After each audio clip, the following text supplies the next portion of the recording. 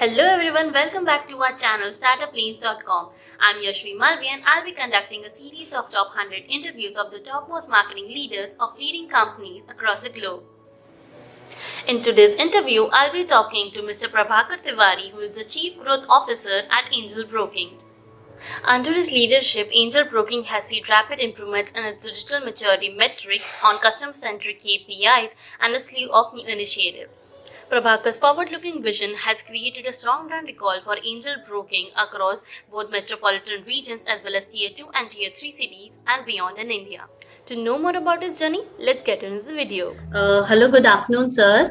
I'm Yashvi Malvia from Startup Planes and we welcome you on board with us. I would request you to please introduce yourself to the viewers.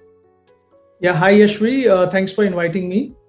Thank you. Just to introduce myself, I am Prabhakar Tiwari, and I work as Chief Growth Officer with Angel Broking, heading their sales and marketing functions.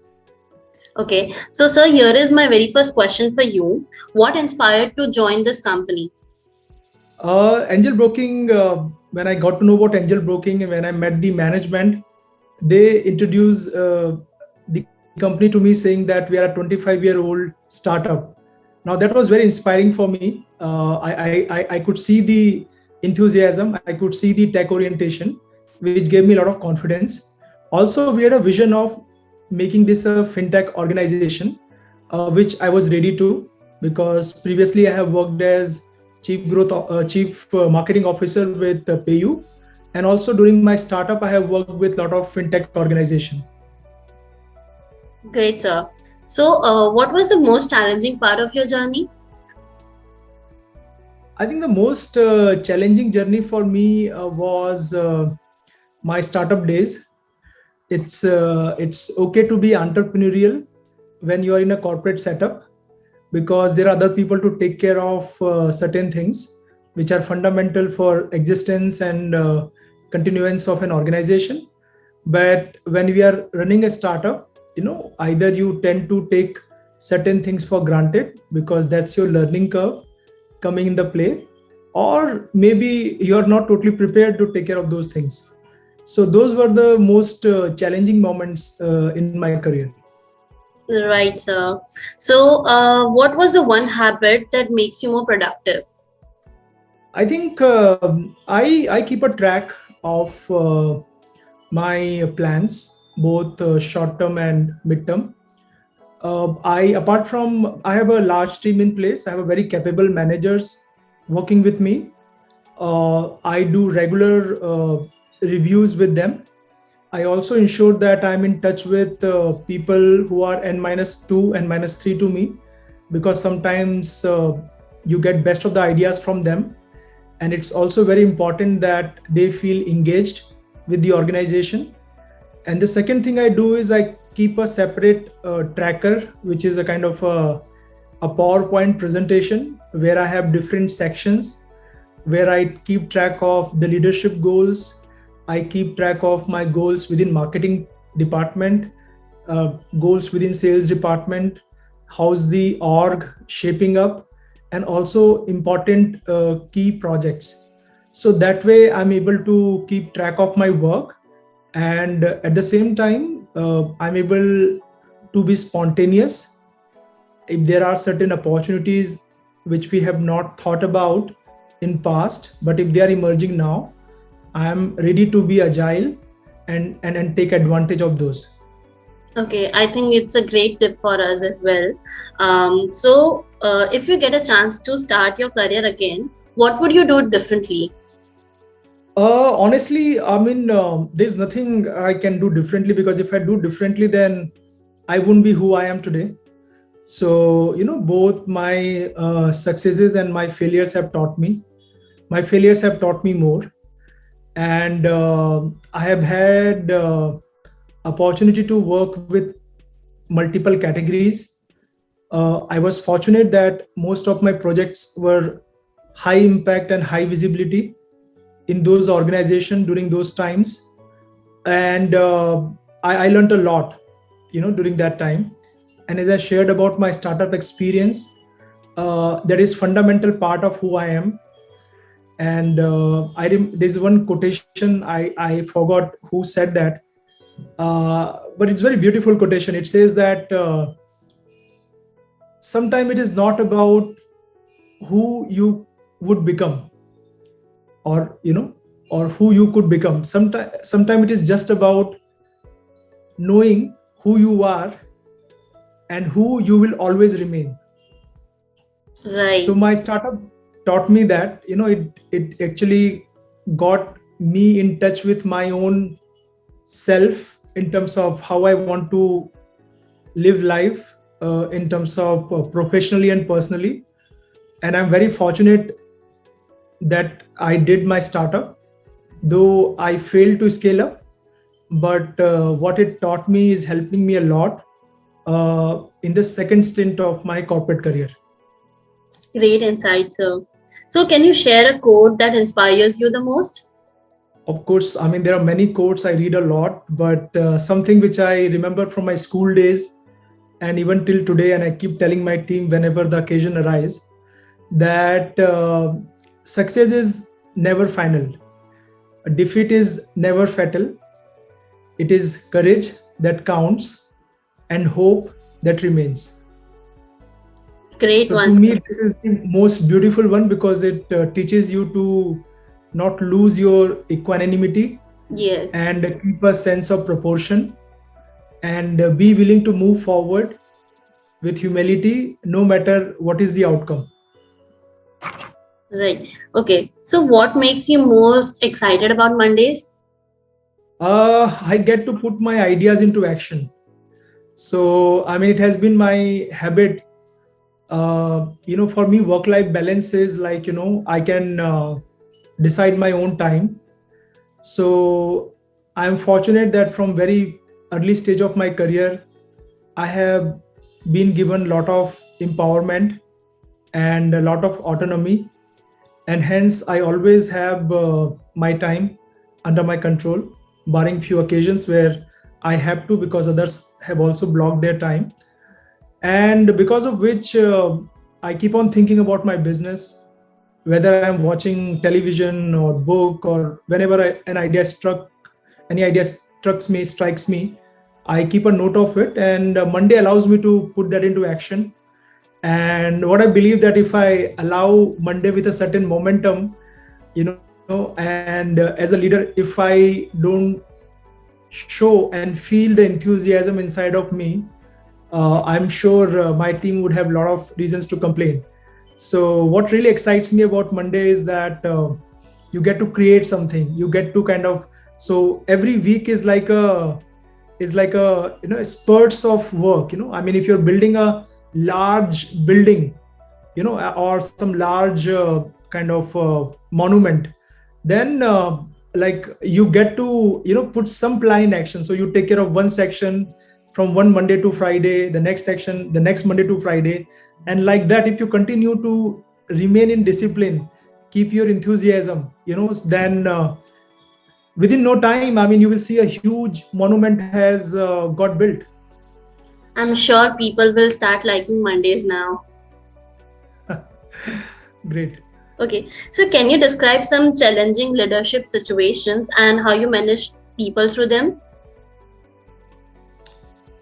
Yeah, I mean, one big issue I faced when I was a senior brand manager with Marico, and I used to head brand Parachute Jasmine. And Parachute Jasmine was a fragrant oil, and quite famous in Maharashtra, West Bengal, in other parts of the country. And particularly in Maharashtra during Diwali time, there is a tradition of applying fragrant oil all over your body and then take a bath. So it's a ritual which Maharashtrian follow. They call it Angol, Angodia or Angol. And every Angol, we will see a 10x jump in the volume. So let's imagine for a moment I'm doing 1 ton average throughout the year, and for that 1.5 2 months, the numbers will go to 20 tons or 25 tons. So you can imagine, like, this 10x 20x number increase is huge, right? So it is a very important building block for the brand, not just for marketing team, but for sales team. And every time marketing team will do some or other innovation around that. So this is the time when we decided to completely change the packaging label and the cap. It was in the plastic bottle cap color to orange. So normally the cap color is blue, and even during earlier Angor period, it used to be blue. But this is the first time we changed it to orange, and the entire packaging changed to a beautiful rangoli on which Parachute Jasmine is written. So clearly, this festive pack would look out of ordinary, and very, very different, right? It's like, Coca-Cola, when they sponsor World Cup, they will have World Cup, kind of imagery on their On packaging, the right? yes, Yeah. So in a similar way, we had a Angor Rangoli packaging, which is another ritual people follow during Diwali days, and the cap, turned orange. And there was a lot of pushback from the sales team. I mean, sales team was kind of not at all aligned. They said, maybe people will not identify that has come from Parachute Jasmine, because in the FMCG business, and particularly when digital was not so much there, unless you communicate through multiple media, there's a chance that people will think that it has not come from the original brand. That confusion was there, and they thought because of this confusion they wouldn't be able to get that 10x 20x volume jump.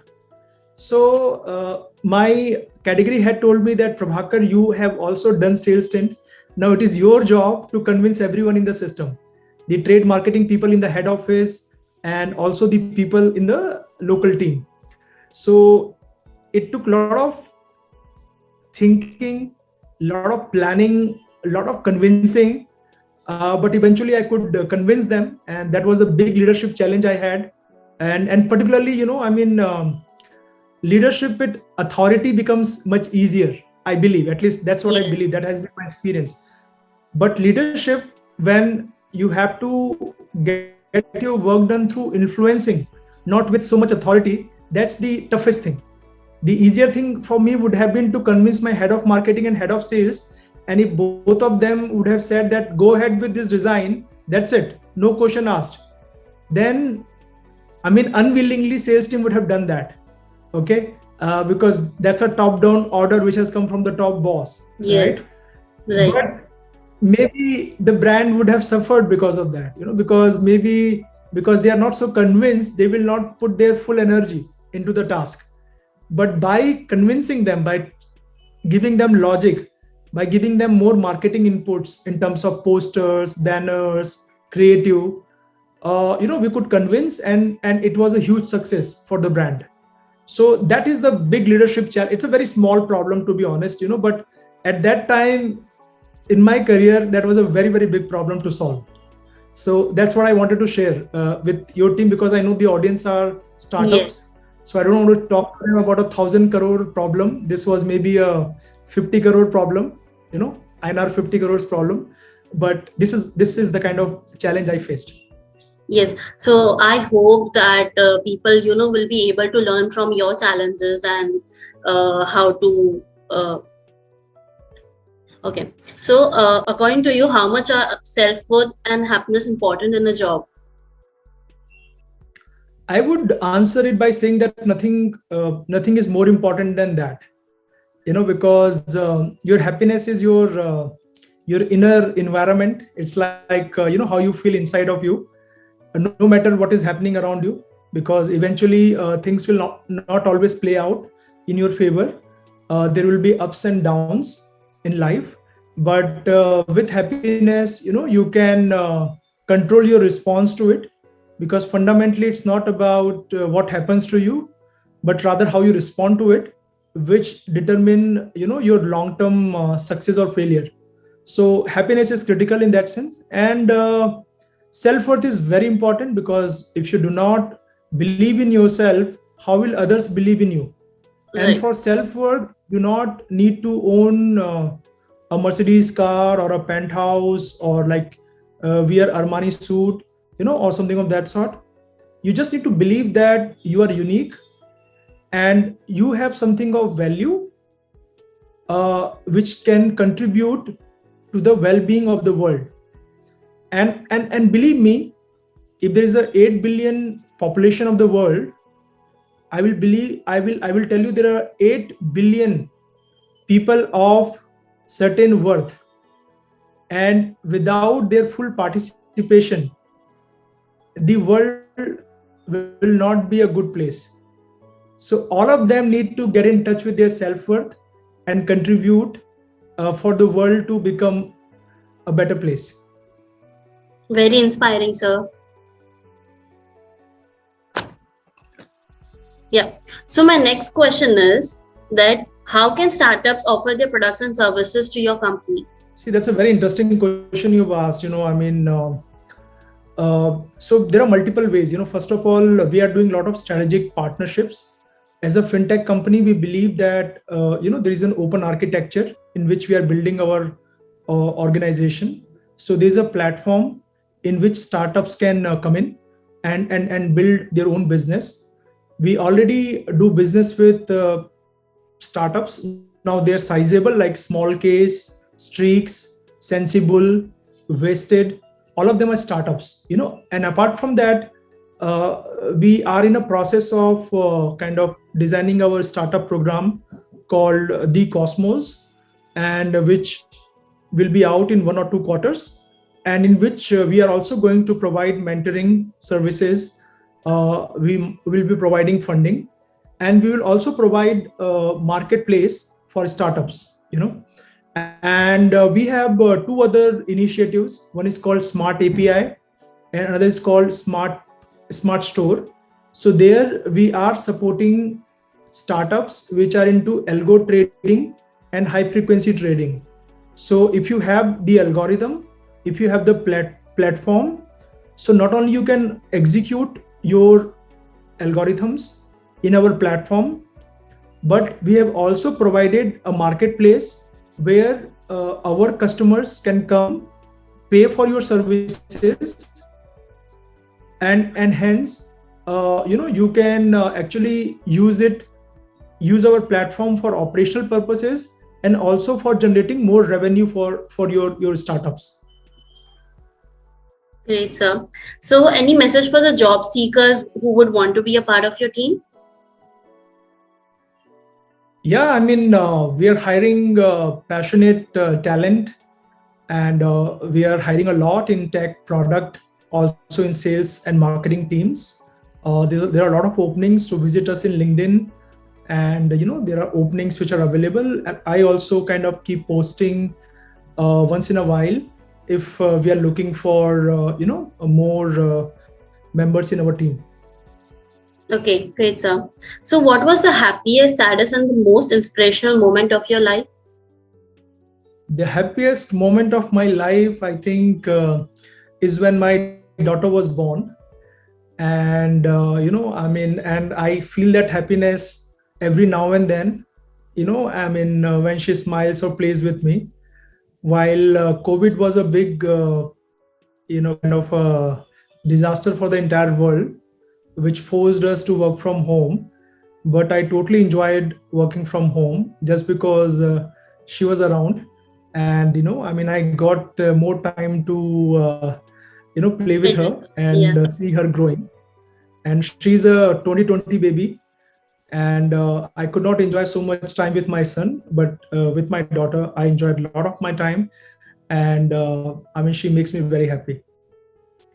Great, sir.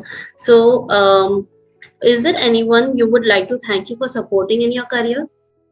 There are many people, honestly. There are many mentors and who advised me. Some of them used to work with me in the same organization, some were outside the organization. There were many professors who showed more confidence in me than possibly I was worthy at that time, or I didn't believe in myself so much during those times.